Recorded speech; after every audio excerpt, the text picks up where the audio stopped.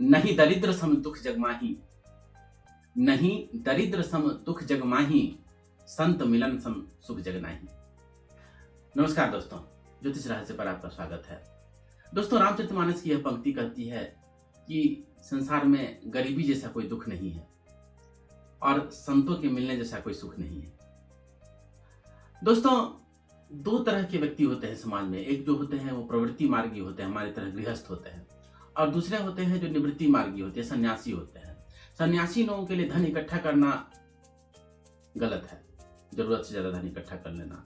और गृहस्थ आदमी अगर धन संपत्ति जमा नहीं करे तो वो उसके लिए गलत है। एक गृहस्थ के लिए आवश्यक है कि पर्याप्त मात्रा में धन जमा करे, फाइनेंशियल प्लानिंग करे, उसके हिसाब से अपने प्लान के हिसाब से चले। तो सवाल ये उठता है कि ज्योतिष शास्त्र कब धन के विषय में आपकी मदद कर सकता है, कब धन के लिए ज्योतिषीय परामर्श ले। कई लोग तो जब बड़ी फैक्ट्री लगाने लगते हैं, जिनके पास पहले से करोड़ों रुपए हैं, फिर भी वो जब नई फैक्ट्री लगाने लगते हैं तब वो ज्योतिषी के पास जाते हैं।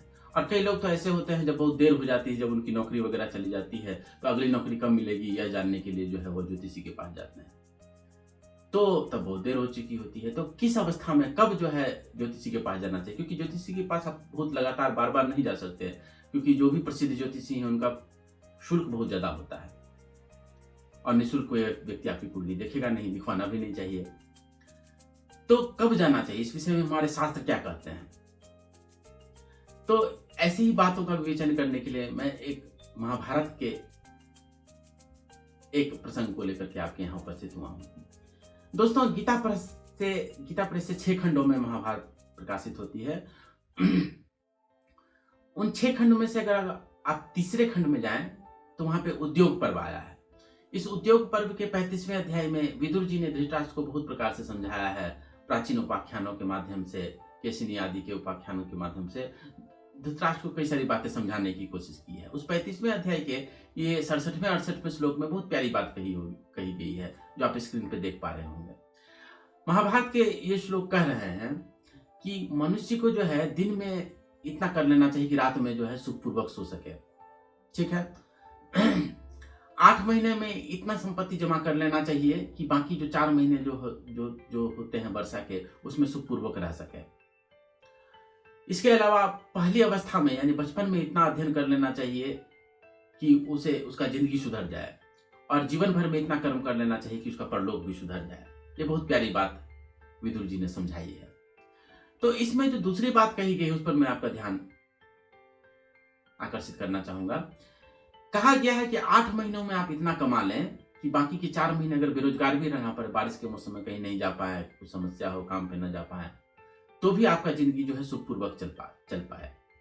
तो आप अपने बैंक बैलेंस आदि को देखिए, अपने वित्तीय अवस्था पर विचार कीजिए, और मुझे नहीं बताइए, अपने आप को ही इस सवाल का जवाब दीजिए कि क्या आप साल के 8 महीने में इतना कमा लेते हैं कि बाकी 4 महीने अगर आप बेरोजगार भी रहें तो आपका चल जाए।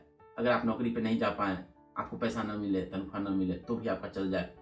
क्या आपकी इतनी आमदनी है? और अगर इतनी आमदनी नहीं है तब तो आपको इस विषय में ज्योतिषीय सलाह जरूर लेनी चाहिए। सिर्फ ज्योतिषीय सलाह नहीं, आप किसी फाइनेंशियल प्लानर से भी मिल सकते हैं। आप हो सकता है ये भी विचार कर सकते हैं कि आमदनी का कुछ अन्य स्रोत हो, लेकिन साल के 8 महीने में आपको इतना अवश्य कमा लेना चाहिए कि अगर 4 महीने बेरोजगार भी रहना पड़े, आपकी कोई आमदनी नहीं हो, तो भी जो है आपका घर आराम से सुखपूर्वक चल सके।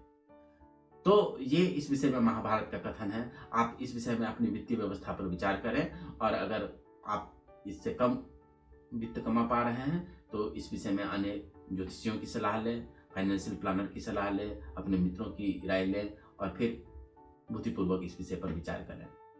ज्योतिष शास्त्र आपका मंगल करे। आपका बहुत बहुत धन्यवाद।